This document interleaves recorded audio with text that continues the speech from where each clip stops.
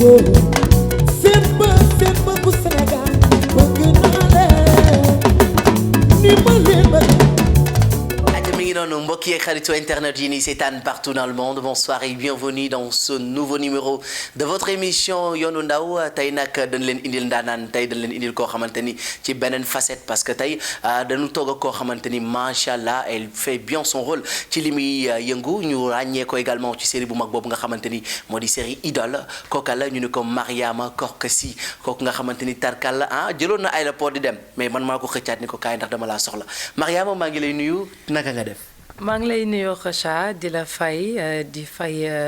téléspectateur waa Senbuzz jóge naa aéroport maa ngi nii. alors mi ngi noonu xam nga dama laa woo rek parce que bi ngay dem moment bi ngay dem maa ngi lay woo ci sa téléphone da ngaa gis sama appel rek def retour pour mën a am ak man ITV. nga def nii ci sañ téléphone bi dama koo sànni woon Kheucha ban numéro nga ma jotee. kon bul fàtte ni am nga téléphone bu ndaw booy yore à tout moment. bii voilà. dama lay bàyyi nga nuyanteeg internet yi lay seetaan laata ñuy dugg ci waxtaan bi parce que tey dama bëgg am ak yow waxtaan boo xamante ni macha allah internet yi daan ci gis seen bopp. dëgg la mais nuyu naa leen ñoom ñëpp ku nekk seen tur ak seen sant di leen remercier bu baax parce que gis naa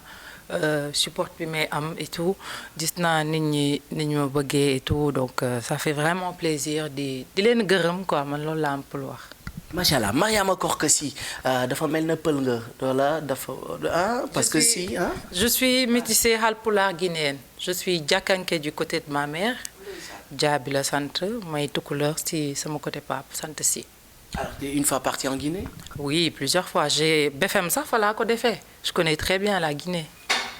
yow yenn ci sa diplôme yi foofu nga ko amee. foofu ci waaw bi may tëj ñu yóbbu ma Guinée pour yar ma.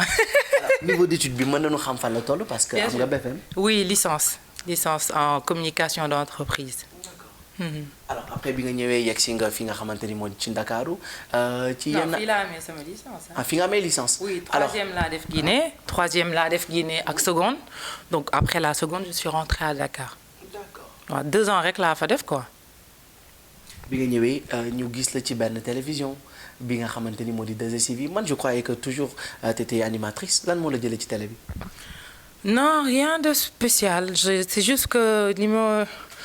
production externe la woon ñu jaay leen ko waa 2S maintenant ki ma sekkaloon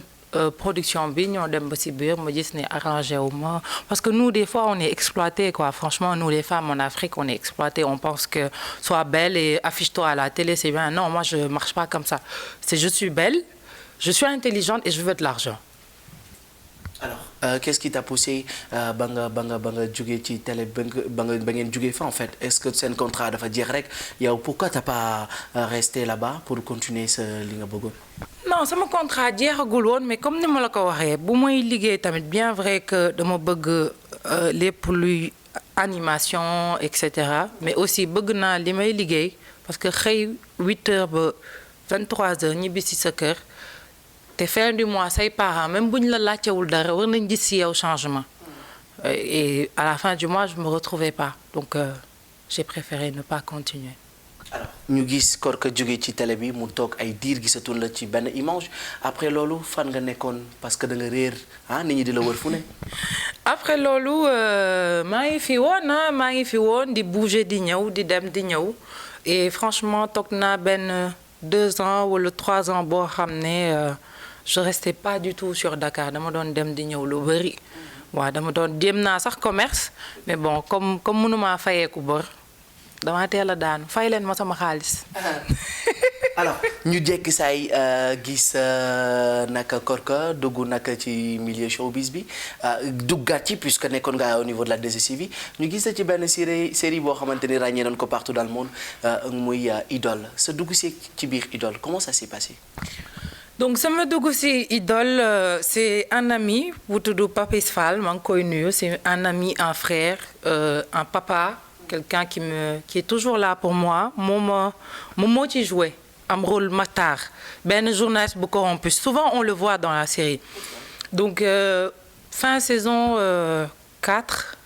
je pense saison 4 waa bi muy jeex ma gis dañuy casting ma woo ko di ko tooñ franchement naan ko waaye Papis man idole la may dugg maa leen dàq jeune film yéen ñëpp ay bandi maa leen da ngeen di bandilu maa leen gën a bandi comme ça donc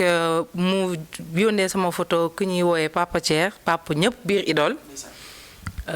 après Papa Thier ñu wax téléphone waxtaan mu ñëw ne ma ñëwal casting ma ñëw casting fekk fa kii di bind idole Ibou ak Chérif Mal waaw noonu ñu jël. alors sa rôle ci biir idole amul lu mu refléter ci sa image parce que ñëpp dañ naan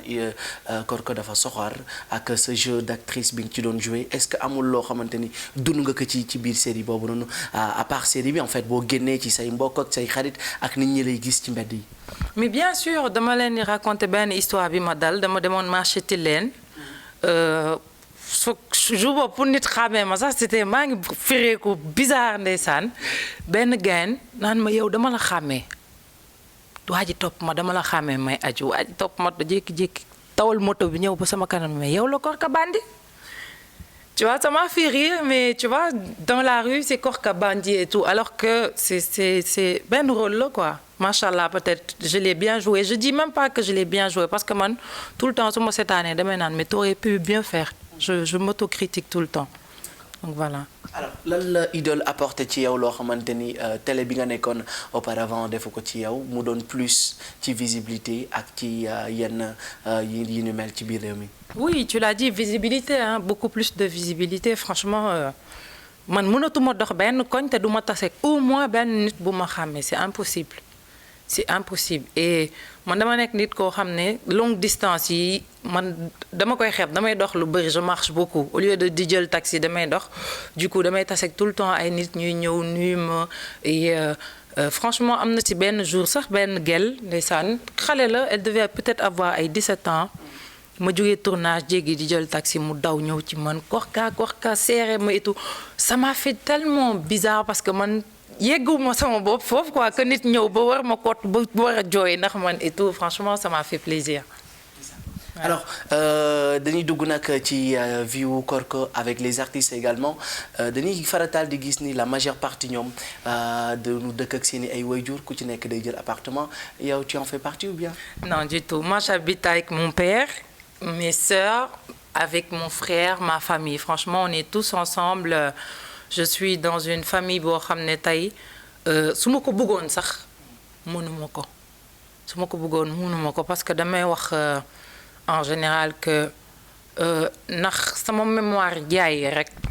war naa ko jomb def c'est pas que ñuy jël appartement dañu bon ah ñooñu gën a baax man am naa ci ay copines yoo xam ne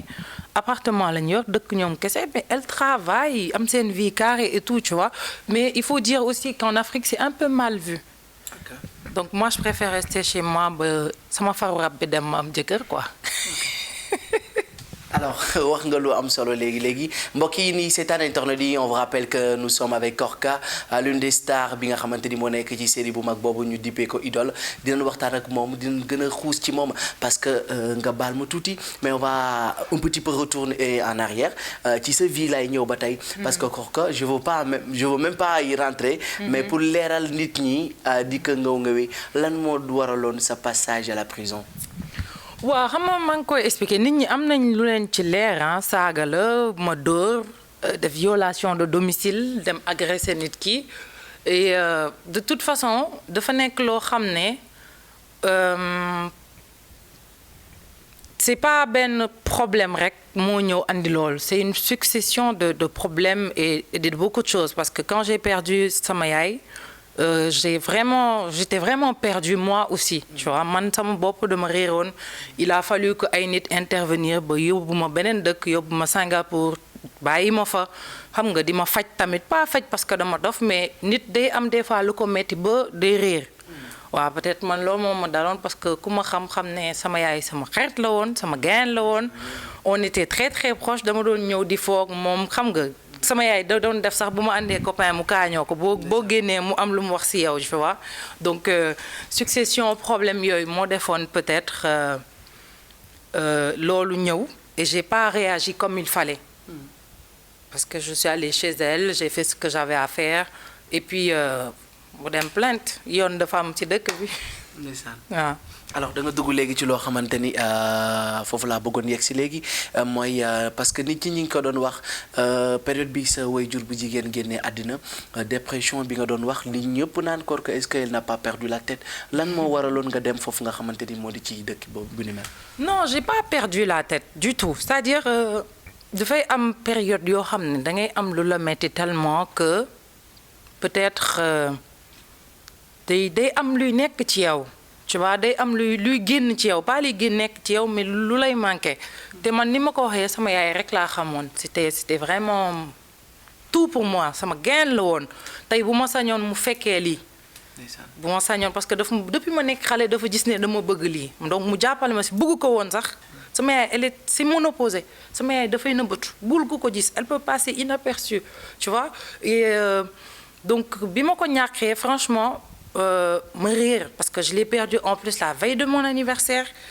mu nekkoon lu garaaw si man te li gën a garaaw mooy yàlla sama yaay mu ngi si dëgg maa ngi si fenn jour boobu bi ma tëddee dama gént ñu tàggee ma sama yaay te ci biir nalaw boobu lañ ma yee tàggee ma ko donc xam nga loolu dafa garaaw dama tëdd gént ñu tàggee ma sama yaay. Tu peux nous rappeler un petit peu ces instants yi nga doon dund actuellement. ah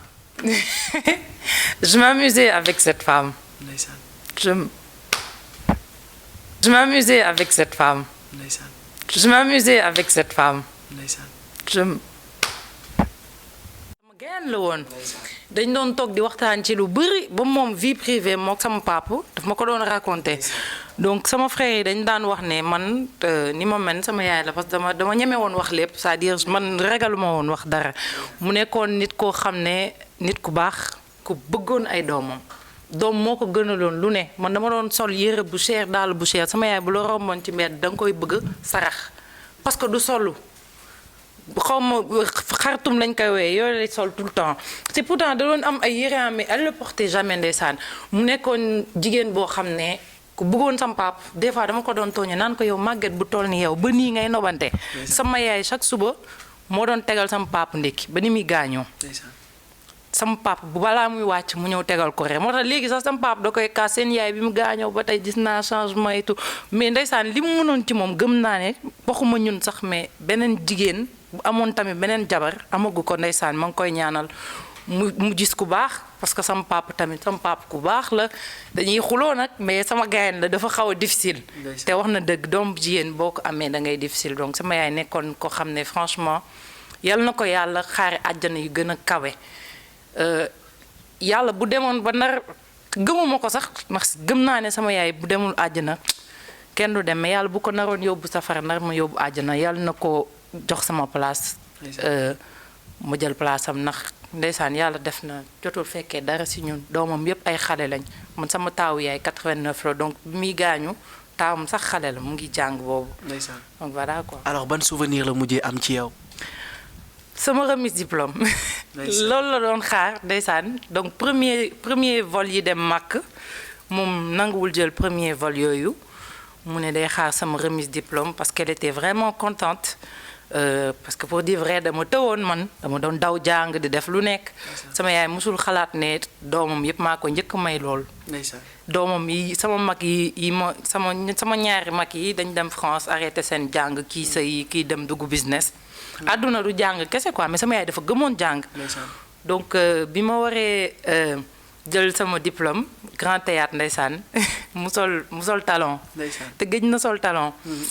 yaram bi di metti muy dox di kacc mujj bi mu dindi talon bi ci mbedd bi naan dama doon jaay xale rek tey waaye kontaan ndeysaan maa ngi fàttaliku bés boobu mu nekk bés bu ma marqué parce que 2 semaines après la sama yaay dem màkk gisaatuma ko 2 semaines après la dem waaw franchement muy nekk souvenir boo xam ne duma ko mës a fàtte ak beneen souvenir boo xam ne ndeysaan ma mère elle est décédée jeune elle avait 50 ans mais genre dafa toog benn bés dafa tàmmoon soccu tellement tu vois soccu ba bëñ bi fii damb bëñ bi ba mu dambee et tout elle fait quoi mu yuuxu maa ngi woon si kaw koorkaa ma daw wàccu ne ko lan sama bëñ bi daa damb ma koy ree léegi mu dem wut bañu pause damay jël bañ bi ma dem nëbb ko ndax mu génnee noonu ça me faisait trop rire franchement c'était ma copine Alors- c'était ma copine. ndeysaan alors dañuy génn ci sa waajur bu jigéen ci waxtaan tuuti parce que aussi Ouais. buñ ci yàggee rek xam naa waaw, di lu bari du dem, dina feeñ ci yow waaw, du dem, alors waaw. Korka est-ce que mën nañ la xaar ci yeneen série film est-ce que tu es ouverte pour tout le monde Oui, bien sûr, mais pour le moment maa ngi ci contrat ba tey donc jot naa waxtaan ak ñenn ñi sax bien vrai que tey xamuñu ndax Idole jeex na wala jeexul. waaw loolu est-ce que mën nga ñu ci leeralal non tuuti jeex na wala jeexul man mënuma la ci wax dara sama contrat li ma xam mooy sama contrat ak Evenprod jeexagul parce que contrat bi dafa am durée. jeexagul donc mënaguma signer ak keneen mais bu jeexee oui vous pouvez me retrouver dans d'autres séries c'est sûr. alors voilà ba tey xam nga man waa ngi koy wax sànq ci sama démb ci sama benn interview naan damay topp tendance parce que chaque jour je suis scotché ci ay commentaires di xool ci sa benn interview boo defoon gis naa ci benn commentaire ñuy wax naan tu as plus de 26 ans tu as 30 ans et que yow tu vis pas avec tes parents da nga wut sa appartement et autres est-ce que commentaire boobu kooku li mu ci souligné ba wax ni xam na la bu baax loolu dëgg la am de. non loolu du dëgg parce que kooku commentaire boobu ma nit gis naa ko et damay wax léegi téléspectateur yëpp commentaire bu ñu dugal xanaa mu bëri ba du ma gis mais en général dama sopp damay dem xool gëstu qu'est-ce que les gens ils disent de moi qu'est-ce que les gens attendent de moi quelle perception ils ont de ma personne et j'ai vu ce commentaire ça m'a fait franchement très mal kooku yàlla xam na ne xamuma te bu may wax rek bàyyi naa ko yàlla suñu borom parce que nit ku siw dëgg la da ngay nangu ko wax ci yow mais it booy waxal luy dëgg sànq nee naa la sama taawu yaay bi sama yaay di gaañu 14 j'ai pas d'intérêt à wàññi sama âge pourquoi on n'est pas dans de football professionnel quoi boo xam ne tu as besoin de wàññi sa âge pour tekk ci fii âge boo mënti am soxla nañ sa profil ci métier bi muy média muy cinéma et cetera